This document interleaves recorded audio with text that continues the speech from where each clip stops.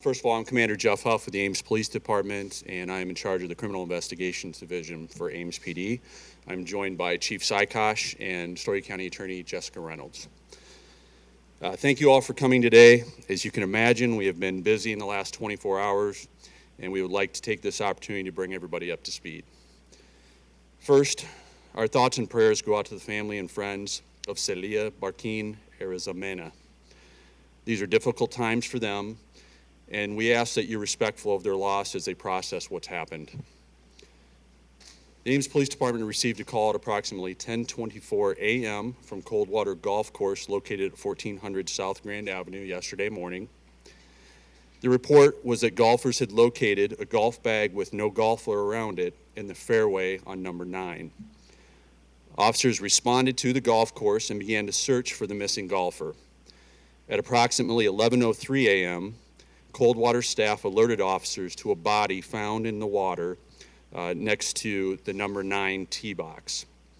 Officers did locate a body in the water, and she was subsequently identified as Celia.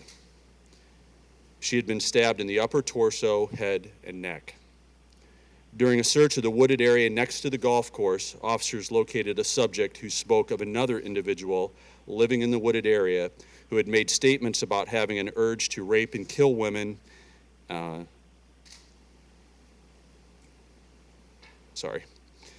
We got a dog from the Boone County Sheriff's Department who also tracked a scent from the victim to the location in the wooded area. At approximately 2 p.m., officers were in the area of the camp when they encountered Colin Daniel Richardson with a date of birth of September 8, 1996. Richards had several fresh scratches on his face consistent with a fight, and he was attempting to conceal a laceration on his left hand. He was taken to the police department for questioning. Richards said that at some point he went to another address and bathed. The people at that location described Richards as disheveled and covered in blood, sand, and water. He left this residence with his clothes and a black backpack.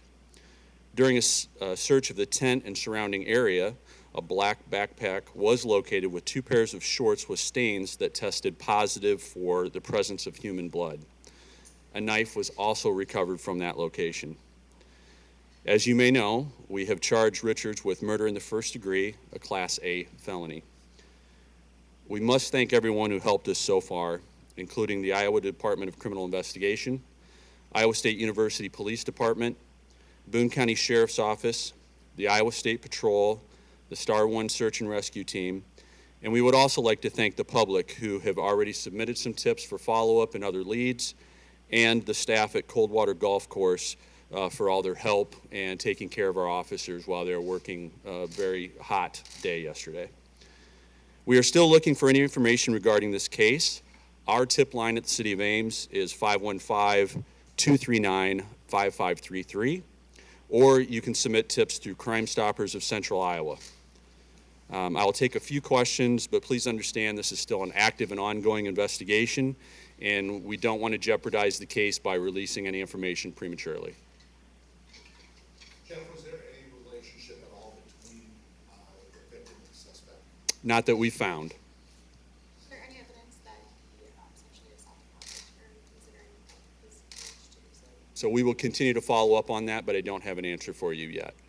Do you know how he received the laceration on his hand? Not at this time. Are there any other suspects that could be charged considering the multiple witnesses? So it's still ongoing, so there is a possibility that we may develop other suspects, but right now, no. With sexual assault this summer and attempted sexual assault and attempted trappings, I remember 2 years ago from now, do you think there's a growing issue of unsafety for people, maybe particularly women in this area? So these incidents are obviously rare still, but I think it is best to take precautions, travel in groups, and just be aware of your surroundings and report suspicious activity to your local police department. There are multiple other witnesses that have come forward in the last few hours. I believe that I can't answer that right now on specific witnesses. Sorry. How did he get on the golf course and how did he So we're still looking into that, but I don't have specific answers yet about how he entered the golf course. Do we have any information on how long he was living at the golf course? Well, the wooded area next to the golf course, and no, I don't. Is he considered homeless? Well, yes, he's living in a wooded area right now. And we have no other known address for him. He was golfing alone? Yes. The question was she golfing alone? The answer is yes. Was he known at all to Ames Police before this? We have had encounters with him in the past. I don't have any specifics on him, though, about criminal record or how many incidents we've had with him. Do you have a relationship to the person where he I don't, no. Do you know at all if she was being followed? You said you don't know the relationship, but do you know if he was following her during her course? We don't know how long he may have followed her. Did cold water staff report any problems with these folks, with him or others who may have been with him? Have they hassled other golfers? I actually don't have specific information about that right now. It's something I can follow up on, though. How are officers feeling right now after having a whirlwind of a day like this? How are your officers doing? It's clearly a tough day for our officers. We're not a large department. We had a lot of officers working very long hours. Obviously much worse for family and friends during a very uncertain period of time before we were able to charge this person. The victim's family lives in Spain, which logistically made it difficult to make notifications and get information to them, which we're still working on today. So tough day all around for everyone. Again, our hearts go out to the family and friends. Do we have any sort of timeline about how quickly he either saw her and then immediately killed her? Not at this time. That'd be one of those things we wouldn't want to release quite yet. You are able to confirm that his DNA was found on her body? Now, DNA results take quite a bit of time. What we can say is there was the presence of blood on clothing that belonged to him. Comment on the state of her body, was she cold? And that's something we wouldn't comment on right now. Yes. Yeah, a question for all my colleagues. What is it that your department doesn't know that you want to know? Just anything. If anybody was out in the area around Coldwater at that time of day, around probably between 9:30 and 10:30, if you saw anything suspicious, people coming into or leaving the area, we'd certainly like to hear from you to make sure we have that information and either rule it out or rule it in as important to the investigation. Is her family on the way from Spain, do you know? I don't know any details about travel plans for them right now. Do you think the community needs or has any reason to be scared right now? Needs to be, after something like this? Because you said you don't know if there could be following arrests. Sure. I think the public always needs to be concerned and be aware of their surroundings, report suspicious activity when they see it, and just be careful. Will he face any other additional charges? I can't answer that probably right now. Question for the county attorney, Good morning. facing any additional charges? Not at this time. He made an initial appearance this morning. That's correct. Why can you update? Sure. At 9 a.m., Mr. Richards was seen by District Associate Judge Jim Malloy. I was present at the initial appearance. I requested a $5 million cash-only bond, which the court granted.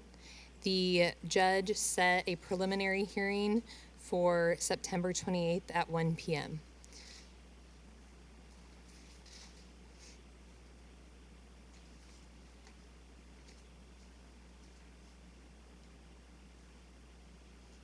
Unless there's any other questions, we'll wrap up. Sorry, Trent. ISU, is their alert still in place?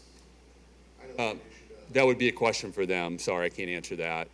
How rare of a case like this happens just in the middle of the day where anybody could have seen this? It just happens. It's rare, obviously.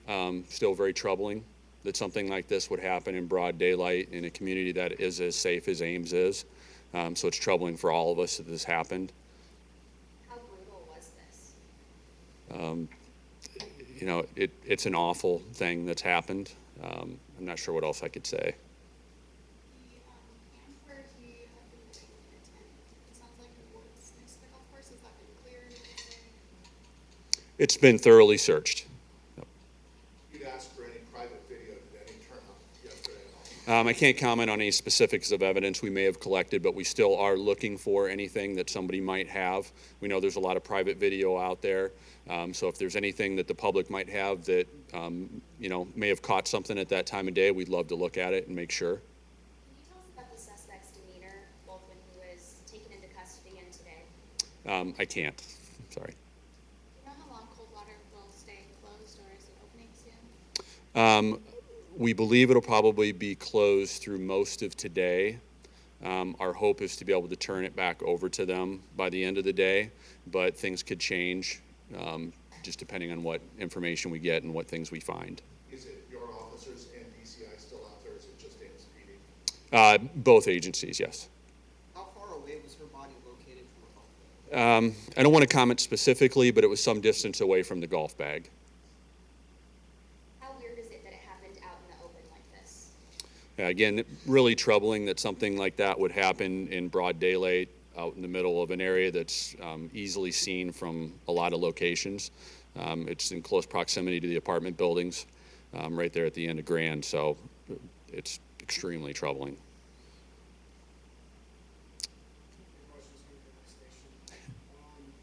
Do you know where the suspect went, the address he went after the crime? So we're not releasing that right now. Is there any other incidents that the suspect has been involved in where there was violence towards women? And I don't have any criminal history on him in front of me. Was this a rape act? Can't really comment yet on motive. Are the friends who were driving him from the scene, are they facing any charges since they drove him from the scene? We probably can't answer that quite yet. We're still following up on some of those things.